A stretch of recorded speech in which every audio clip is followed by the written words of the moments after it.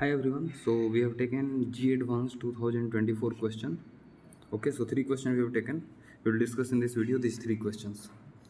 तो हम लोग एक एक करके स्टार्ट करते हैं. तो पहला क्वेश्चन आपका मैग्नेटिक फील्ड से है. ओके, बोल रहा है कि infinitely long wire located on the Z axis carries current I along the Z positive Z direction and produces a magnetic field B. The magnitude of the line integral B dot D L along a straight line from this to this is given by. तो पहले हम लोग coordinate system बना करके देख लेते हैं क्या बोल रहा है.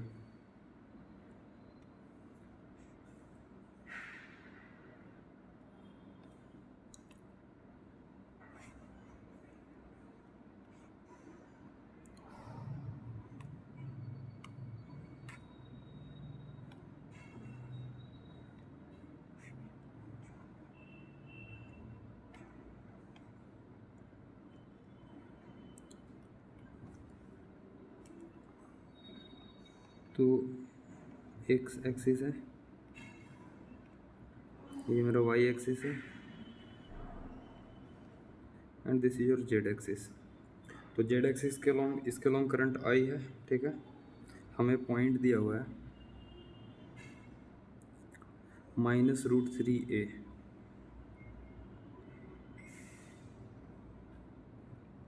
ये हो गया -√3a और हाइट है इसका a वाई में भी. ठीक है, ए.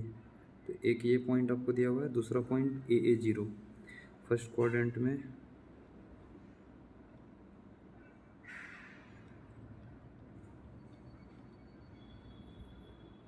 और ये हमारा -√3a.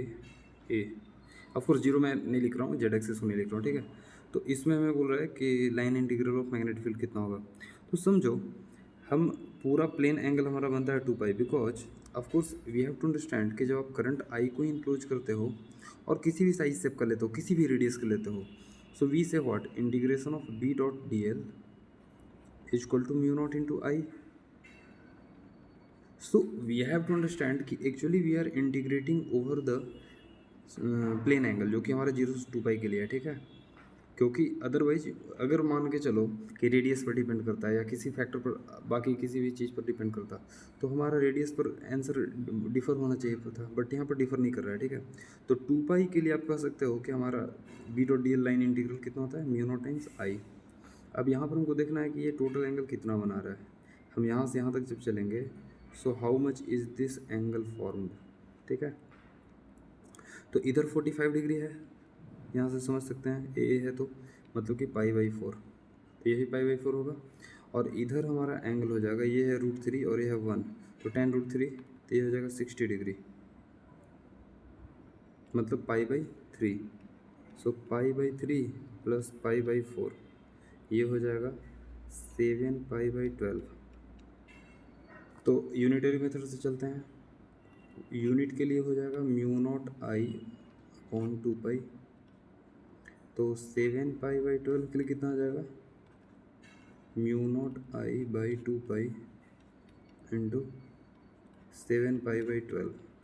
So this will give you 7I/24 mu naught, sorry हाँ, mu naught into 7/24 I. So option A is there. So this is your correct answer. So I hope you understood this. Taking next question. Okay, so this question says that two beads each with charge Q and mass M are on a horizontal frictionless non-conducting circular loop of radius R. तो चलो पहले इतना बना लेते हैं. ठीक है, ये हमारा नॉन कंडक्टिंग सर्कुलर लूप है. एक बीड यहाँ पर है और दूसरा बीड डायमेट्रिकली अपोजिट यहाँ पर मान लो है. ठीक है, दोनों पर चार्ज Q बोल रहा है. ओके, रेडियस इसकी R बोल रखी है. एनीवे, ठीक है. One of the bead is glided to the loop at some point, while the other one performs a small oscillation about the equilibrium position. अच्छा, एक फिक्स किया हुआ है, ग्लूड फिक्स किया हुआ है. The square of the angular frequency of the small oscillation is given by. ठीक है, तो मान के चलो इसको हमने फिक्स कर दिया और इसको हम लोग ऑसिलेट करा रहे हैं. ठीक है, स्मॉल ऑसिलेशन. तो अब इसको मैं क्यू को यहाँ पर भेज दिया, मास एम भी मान लेता हूँ. ठीक है, तो नेट फोर्स हमारा इधर होगा,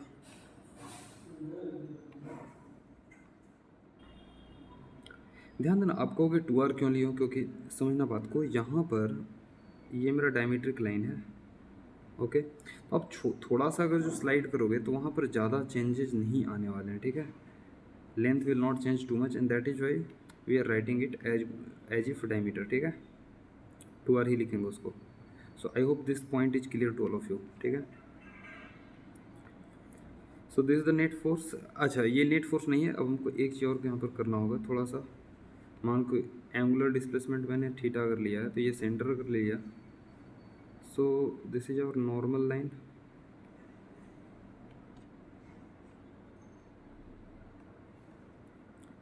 ये हमारा नॉर्मल लाइन है डॉटेड वाला, देखो ये सेंटर है ओ। अगर ये एंगल मैं थीटा देता हूँ तो यहाँ पर ये भी एंगल थीटा होगा।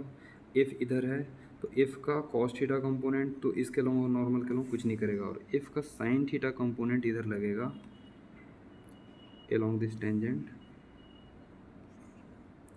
f net which is f sin theta, ठीक है। तो m into A equal to, और ये रिस्टोरिंग है तो माइनस लगाया जा सकता है, एफ है हमारा के क्यू स्क्वायर मतलब Q square by 4 pi epsilon naught into 4r square, ठीक है, इंटू साइन थीटा।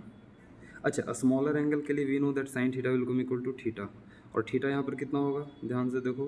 तो अगर ये मैं डिस्प्लेसमेंट को x लूँ तो this x divided by 2r, so minus Q square X upon 4 को 16 दिन 32 32 pi epsilon naught R cube, ठीक है। तो a की वैल्यू हमारी हो गई minus of Q square by 32 pi epsilon naught R cube M into X. तो यस ए इक्वल टू हम लोग माइनस ओमेगा स्क्वायर एक्स कर सकते हैं, so this is your omega square. S H M का केस है, option देख लेते हैं कौन सा है, या दिस द ऑप्शन।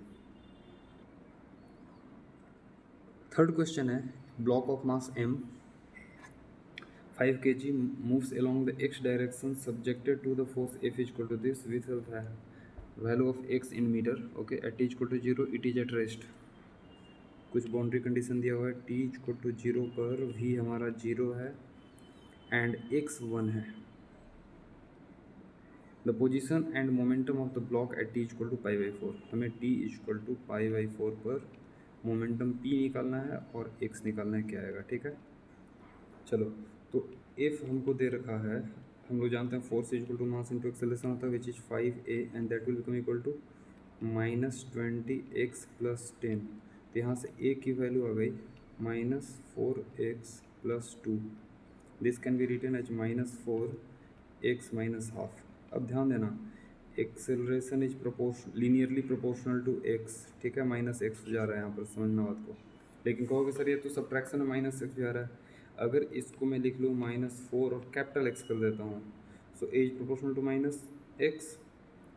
तो ये शिफ्टेड SHM है, समझना बात को। अगर ये पॉइंट इज़ दैट कि अगर आप इफ़, पहला चीज़ यहाँ से समझ में आ जाना चाहिए कि फोर्स अगर लीनियर वेरिएशन है तो SHM का ही केस है, अभी हम लोग यहाँ पर यही दिखाए थे, force is the linear variation of x।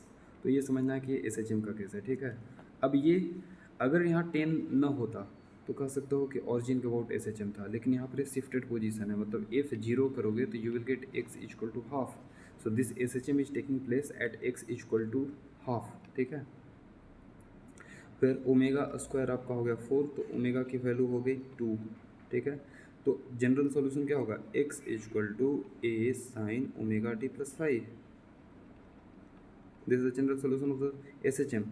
a हमारा एम्पलीट्यूड है और कैपिटल X हमारा x माइनस हाफ है, this is equal to a sine 2t plus half, sorry 5।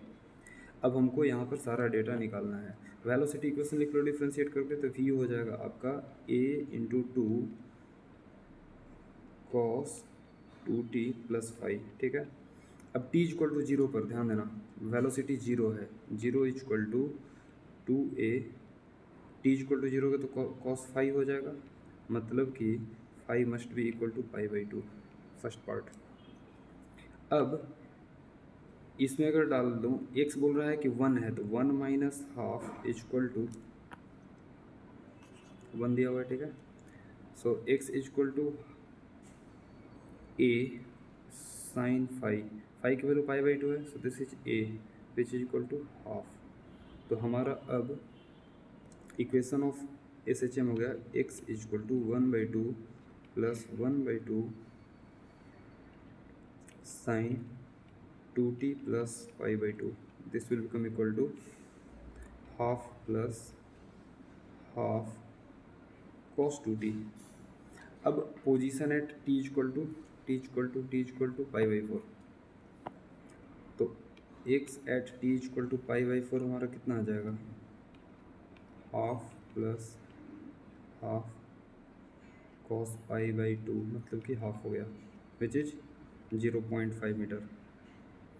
And momentum, तो v at t equal to pi by four कितना आएगा, velocity का हमारा इक्वेशन है, so 2 into one by to